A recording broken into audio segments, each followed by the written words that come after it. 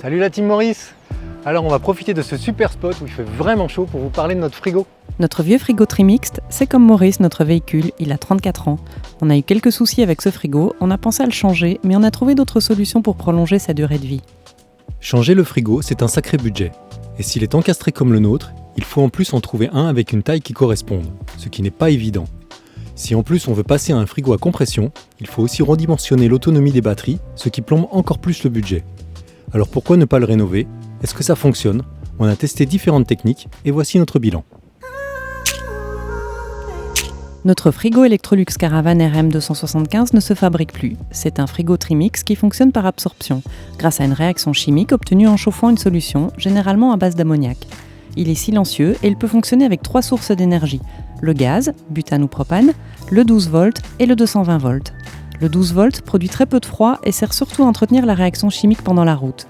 Le rendement du Trimix est plus faible que celui d'un frigo à compression, qui fonctionne comme un réfrigérateur domestique avec un compresseur électrique, 12 volts ou 220 volts. Le frigo à compression est plus performant, même par forte chaleur, mais il ne peut fonctionner qu'à l'électricité et pas au gaz. Si vous voulez aller plus loin, on vous conseille le site et les vidéos de Passion Camping Car, le lien est en description.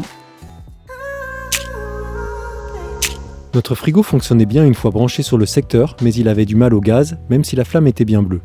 On l'a donc sorti du camping-car, on a ramené la cheminée, brossé le brûleur et retourné le frigo pour faire tomber d'éventuels cristaux bloquant la réaction.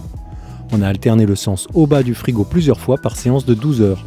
Le résultat était meilleur, mais pas encore suffisant. Ça doit faire glou glou glou glou. C'est très bon signe ça.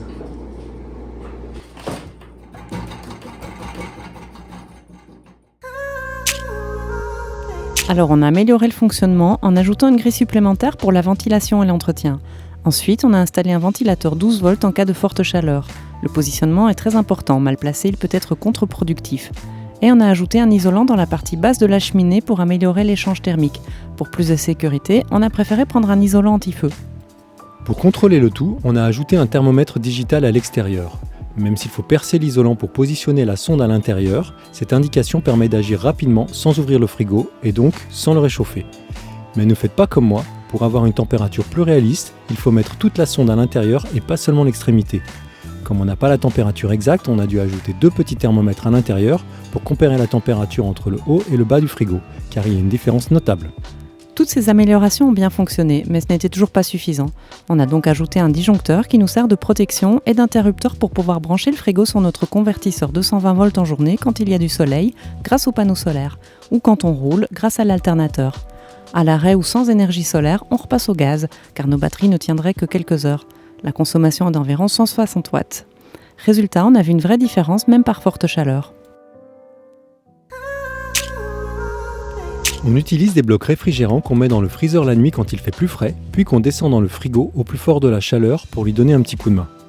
Mais il faut préciser une chose qui paraît évidente et qui ruine tous nos efforts si elle n'a pas été respectée. Il faut absolument garer le véhicule de manière à mettre le frigo à l'ombre. Si vous restez plusieurs jours, placez-le côté nord. Et quand on n'a pas le choix, on peut créer de l'ombre côté frigo avec une bâche perforée. On en a parlé dans notre vidéo sur la chaleur dont le lien est aussi en description. Tout ça permet à notre vieux frigo de mieux fonctionner. Malgré tout, il nous fait parfois quelques petits caprices de manière très aléatoire. Lorsqu'il est au gaz et qu'il monte trop haut en température, il arrête complètement de faire du froid, même en attendant plusieurs jours.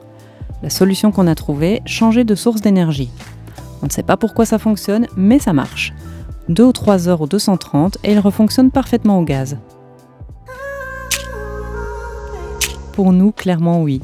Surtout quand on a un petit budget et qu'on a un peu de temps, car les améliorations sont simples et peu coûteuses. Ces frigos Trimix sont étonnants de résilience, le nôtre a 34 ans, pas sûr qu'un frigo à compression ait une si longue durée de vie. Et voilà, grâce à ces quelques astuces, notre vieux frigo fait encore le boulot. Et franchement, une boisson bien fraîche quand il fait 35 degrés, c'est un plaisir dont on ne veut pas se passer.